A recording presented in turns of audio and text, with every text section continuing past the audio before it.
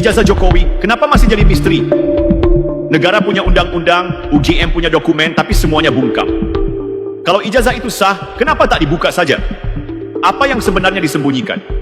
Ini bukan soal fitnah, ini soal bukti. Dan rakyat berhak tahu, karena ini menyangkut jabatan publik. Kami tak menuntut opini, kami menagih data. Inilah 5 langkah sah dan legal untuk membuka semua. Tonton sampai akhir sebelum isu ini kembali dikubur tanpa jawaban. Pertama, gunakan hak resmi melalui Undang-Undang Keterbukaan Informasi Publik. Kita hidup di negara hukum. Tapi sayangnya ketika masyarakat mempertanyakan sesuatu yang sangat mendasar, seperti keabsahan ijazah seorang mantan presiden, yang muncul bukan kejelasan, tapi justru kabut tebal bernama opini, sikap defensif, dan tuduhan balik. Padahal, negara ini sudah punya alat hukum yang sah dan kuat. Undang-Undang Nomor 14 Tahun 2008 tentang Keterbukaan Informasi Publik. Undang-undang ini tidak lahir untuk menghukum siapapun, tapi untuk memastikan bahwa informasi yang menyangkut kepentingan publik tidak dikunci diam-diam. Siapapun, baik itu warga negara biasa, jurnalis, LSM, atau akademisi, punya hak konstitusional untuk meminta informasi dari badan publik, termasuk perguruan tinggi negeri seperti UGM. Dan permintaan itu bukan sekadar permohonan, tapi bentuk kontrol warga terhadap transparansi institusi. Jika UGM menolak membuka dokumen, maka permintaan itu bisa dibawa ke Komisi Informasi Pusat, KIP. Disinilah anehnya, jalur ini nyata adanya, legal, tidak perlu gaduh, tidak perlu tekanan politik, tapi mengapa belum pernah tuntas sampai ke titik keputusan final? Apakah karena masyarakat belum benar-benar mendorong proses ini dengan serius? Atau justru ada elemen yang sengaja membiarkan isu ini menggantung agar terus jadi alat tarik-menarik opini?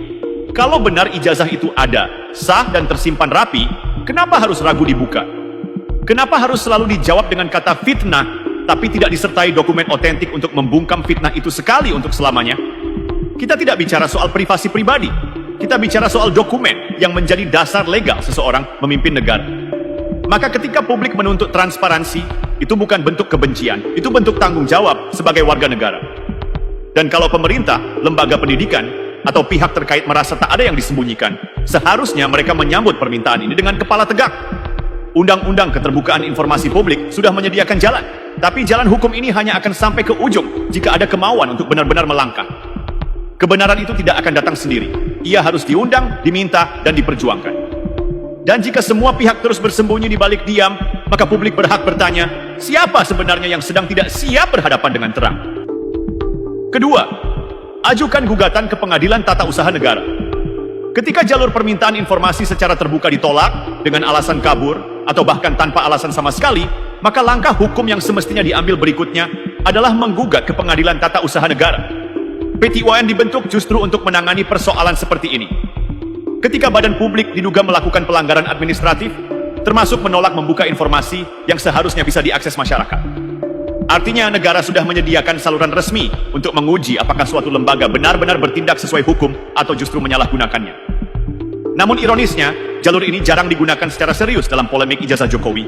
Padahal inilah forum legal yang paling netral dan konstitusional. Bukannya digugat secara hukum, justru isu ini terus didorong kerana opini publik yang mudah digiring, mudah diputarbalikkan, dan mudah dilupakan. Debat kusir di media sosial, sindiran politis di panggung kampanye, tapi nihil proses hukum yang konkret. Kita pun terjebak dalam kebisingan, bukan penyelesaian. Semua ribut soal mana ijazahnya, tapi tak ada langkah tegas untuk menempuh jalur hukum yang sah untuk memintanya.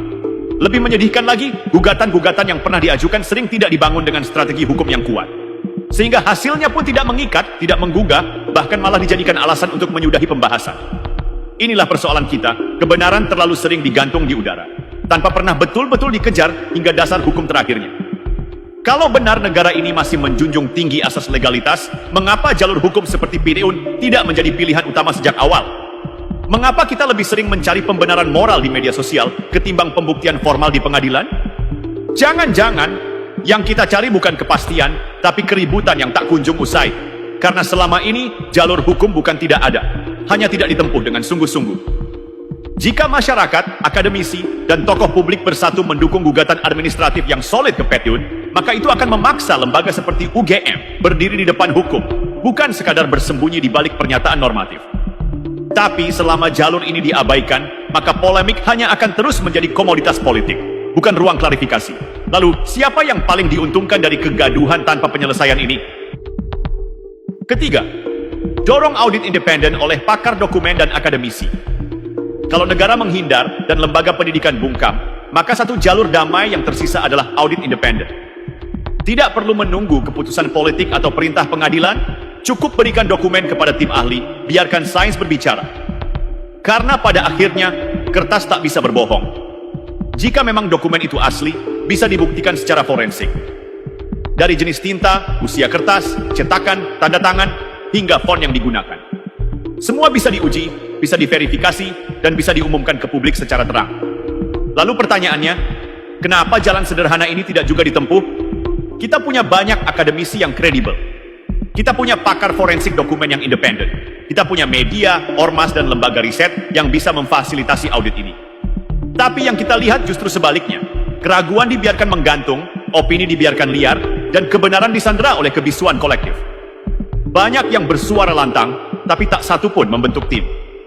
Banyak yang mengklaim punya bukti, tapi tidak ada yang menyerahkannya untuk diuji. Yang muncul hanya tuduhan dan pembelaan tanpa akhir, tanpa alat bukti yang betul-betul diuji secara ilmiah. Padahal audit independen ini tidak menyerang siapapun. Ini bukan pembunuhan karakter, bukan penghakiman di ruang publik. Ini langkah akademik, objektif, dan damai. Tapi justru karena damai dan ilmiah, banyak yang tak tertarik mendorong. Mungkin karena hasilnya tidak bisa dimanipulasi. Mungkin karena ketika kebenaran diukur dengan bukti, bukan opini, banyak narasi yang akan runtuh. Semakin lama kita menghindari pendekatan akademik, semakin besar celah untuk spekulasi, hoaks, dan ketidakpercayaan. Jika memang tidak ada yang disembunyikan, mengapa audit ini tidak segera dilakukan? Atau jangan-jangan kegaduhan ini memang sengaja dipelihara? Karena bagi sebagian pihak, isu yang menggantung jauh lebih menguntungkan daripada kebenaran yang telah terbukti. Audit independen bukan hanya solusi, tapi juga ujian integritas. Siapa yang benar-benar ingin kejelasan, dan siapa yang hanya menjadikan isu ini sebagai bahan manuver politik? Masyarakat bisa menilai sendiri, bukan dari siapa yang paling keras berbicara, tapi dari siapa yang paling berani diuji oleh fakta. Keempat, desakan moral dan akademik kepada UGM. Universitas Gadjah Mada bukan sekadar lembaga pendidikan. Ia adalah simbol intelektualisme nasional, pilar moral bagi ilmu pengetahuan, dan tempat lahirnya para pemimpin bangsa. Tapi dalam kisruh ijazah ini, UGM justru menunjukkan sikap yang membingungkan, diam, datar, dan defensif. Beberapa kali mereka merespons, tapi yang keluar hanyalah kalimat normatif tanpa keberanian untuk menjawab pertanyaan utama. Di mana bukti konkret bahwa ijazah itu benar-benar dikeluarkan oleh UGM?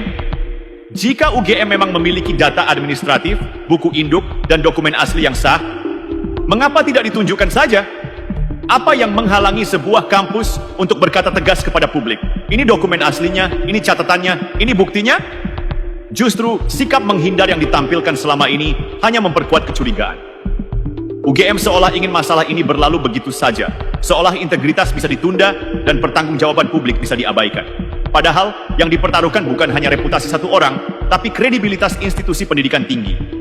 Bagaimana mungkin kampus sebesar UGM yang selalu mengajarkan kejujuran ilmiah, transparansi data, dan tanggung jawab publik kepada mahasiswanya malah bungkam saat prinsip-prinsip itu diuji secara nyata? Di mana suara para guru besar, dosen, dan alumni yang selama ini berdiri di atas semangat kebebasan akademik? Sudah saatnya UGM disadarkan bahwa ini bukan sekadar urusan masa lalu seorang alumni, tapi soal integritas kelembagaan. Diamnya kampus selama ini telah membuka ruang bagi spekulasi liar, tuduhan tak berdasar, dan ketidakpercayaan kolektif. Dan jika kampus saja tidak lagi bisa menjadi tempat bertanya soal kebenaran, lalu kemana lagi rakyat harus mencari? Desakan terhadap UGM bukan untuk menjatuhkan, tapi untuk menyelamatkan. Karena jika kebenaran bisa dibuktikan dari dalam rumah intelektual itu sendiri, maka publik akan melihat UGM sebagai benteng terakhir akal sehat. Tapi jika terus diam, maka diam itu bukan lagi kebijakan. Ia akan terbaca sebagai bentuk keberpihakan. Dan saat kepercayaan publik runtuh, tak ada gelar akademik yang cukup tinggi untuk mengangkatnya kembali. Kelima, keterbukaan langsung dari Jokowi sendiri. Hari ini, Joko Widodo bukan lagi Presiden Republik Indonesia. Statusnya telah kembali menjadi warga negara biasa. Tak ada lagi pengawalan protokoler, tak ada lagi tameng kekuasaan yang bisa dijadikan alasan untuk menghindari pertanyaan publik. Namun justru di titik inilah ujian terbesar integritas itu datang. Karena ketika tidak lagi dibatasi jabatan, maka satu-satunya yang berbicara tinggal kejujuran dan keberanian pribadi. Jika benar ijazah itu sah dan asli, maka langkah paling mudah sekaligus paling terhormat adalah tunjukkan sendiri dokumennya.